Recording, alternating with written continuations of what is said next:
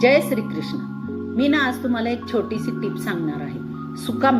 सुका मेवा हा शरीरास किती पोषक तत्वे देतो हे काही वेगळं सांगण्याची गरज नाहीये, किंवा आरोग्यासाठी हा किती चांगला आहे हे काही वेगळं सांगण्याची गरज नाही। काही जण ड्रायफ्रूट खाण्या अगोदर पाण्यामध्ये भिजवून ठेवतात। यामध्ये विटॅमिन आणि प्रथिने भरपूर प्रमाणात असतात। ड्रायफ्रुट्स भिजवून खाल्ल्यामुळे पचनास सोपे जाते, ज्यामुळे शरीर त्यातील पोषक तत्वे सहजपणे शोषून घेतात। तसेच ते भिजवल्यामुळे मऊ पण होतात आणि खाणेही सोपे जाते।